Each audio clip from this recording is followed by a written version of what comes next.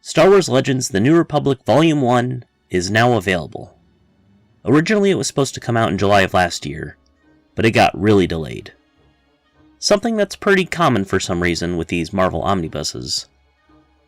Anyway, as we've discussed in previous omnibus reviews, after many epic collections have been released over the last several years, Marvel has started releasing Star Wars comics in these massive hardcover collections, and the last couple omnibuses all had a set theme, specifically centered around the events of a Star Wars movie. Rise of the Sith dealt with stories leading up to the Phantom Menace. The Empire dealt with stories following Revenge of the Sith, and the New Republic is no different, dealing with the tales that take place following Return of the Jedi, hence the name, The New Republic. But more so than just that, the main attraction of this omnibus is the entire run of Michael Stackpole's X-Wing Rogue Squadron comic series. But we'll get to that a bit later. We'll start, as we always do, with the cover. It's drawn by Matthew Lefray, who did a lot of cover art for the X-Wing comics. It's beautiful, but I don't know if it's the cover I would use to represent the New Republic, let alone the X-Wing series. This is the cover from issue 7 of the Rogue Squadron run, specifically from the Phantom Affair story arc. It's a little confusing, especially from an outside perspective. Like, why is Mysterio from Spider-Man here? Or Sir Ian McClellan? Oh, well, at least I recognize Chewbacca. Oh, that's actually a different Wookiee. Point is, I would probably have picked a different cover for the front of the omnibus.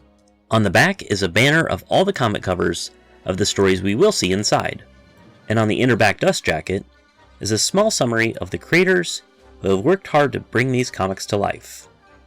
And when we take the dust jacket off, we get a large image of X-Wings and TIE Fighters chasing one another. Now this is a pretty good representation of the comics we're going to get inside. So, I'll just stop messing around and we can get into it now. On the table of contents, you get a good sense of how this book is broken down. Since there are so many stories, I'll try to be brief with each one. The first comic arc is Mara Jade by the Emperor's Hand, a few short comics from Star Wars Tales, then it's Shadows of the Empire Evolution, but after those are done, boom! The whole rest of the collection is the X-Wing Rogue Squadron. If you're getting the omnibus for anything, then this is probably it. Since most of these stories are told in sequential order, there will be slight spoilers when I give a plot summary of each story arc. But since there are so many, I won't spend a lot of time discussing the plot for each one. Mara Jade by the Emperor's Hand tells of what happens to Mara Jade shortly after the Emperor's death. She has to deal with a brand new galaxy, cut off from her resources and up against a new threat, Black Nebula. I love Mara Jade, and this story arc makes me wish there were more stories of her serving as the Emperor's Hand. We have some, but there could be more, especially in comic form. Quick side note, on my copy there was a pretty big printing error on one of the pages where some of the words and pictures were really blurry. Hopefully it's not a common occurrence. The Tales comics are not super memorable. Do or Do Not is just Luke sulking on Endor. Meh. Free Memory is about C-3PO viewing R2-D2's memories of Han, Luke, and Leia, each opening up to the astromech, and C-3PO is so touched that he talks a mechanic out of giving R2 a memory wipe. It's kinda sweet. Shadows of the Empire Evolution is about the human replica droid Guri, who no longer wishes to be an assassin droid after the death of Prince Shisor. This story is pretty much a direct sequel to Shadows of the Empire, and it's even written by Steve Perry. I find it a little unique that what is effectively a background character got her own 5-issue miniseries. If you're a big fan of Shadows of the Empire, you'll probably appreciate all the references. Now we're going to get into the X-Wing stuff with the Tales story, A Day in the Life. Rogue Squadron finds the Executor Super Star Destroyer somehow almost fully intact, but this time they destroy it for good. The art style is really exaggerated. It's not my favorite. In the story arc Rogue Leader, the Rogues led by Luke go to Corellia, but of course they run into Imperials led by the psychotic General Weir. Turns out that just because the Emperor's dead doesn't mean the Empire is.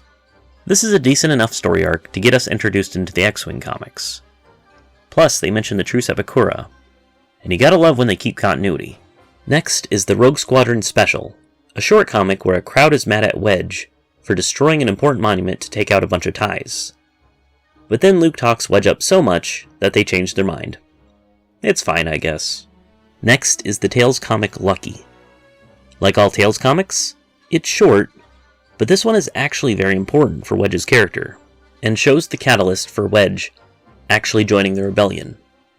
Finally, getting into Michael Stackpole's X-Wing arc is the Rebel Opposition, where the Rogues are on a mission trying to meet a Rebel contact, but are separated on the planet Silpar. Here we are introduced to a lot of new characters, not from the Rogue Squadron books, but are important characters within the comics moving forward, like Plor, Elskull, Groznik, and Delur. In Phantom Affair, the Rogues go to an academy to bid against the Empire for a superweapon. The plot for this one is kinda wild. There's twists and turns all over the place. But Mirax makes a cameo, and you get to learn more about Wedge's backstory, which was probably my favorite part. In Battleground Tatooine, the Rogues look for a hidden cache of weapons which brings them to good old Tatooine. Because it's Star Wars, you gotta go to Tatooine in Star Wars. And Ryloth too. In the Warrior Princess story arc, Michael Stackpole put it best. It's Anastasia in space. Plor turns out to be a princess, so her and the Rogues travel to her home planet to deal with a rebellion clashing with the nobility. I like Plor, and apparently she was a popular character, so she gets fleshed out in her own story arc. Requiem for a Rogue is a very weird one. The Rogues are up against a dark side Force user, which is unlike any enemy they've dealt with before or since. The Darksider is also adept in Sith sorcery, so we get to see some very strange Force powers too. Not the best, but I get wanting to change it up a little bit. In the Empire's service, the Rogues go up against Baron Sunter Fel, one of the greatest pilots in the galaxy. And meanwhile, Ysannia Sard is slowly trying to undermine Sate Pestage for control of the Empire.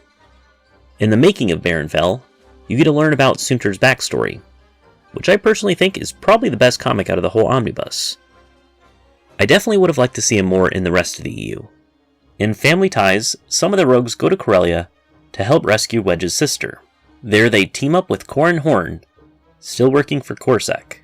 In Masquerade, Sate Pestage wants to defect to the New Republic in order to save his own skin from Ysannia Sard. In return, he'll help them take back Coruscant. This arc brings in Han and Leia to help them out.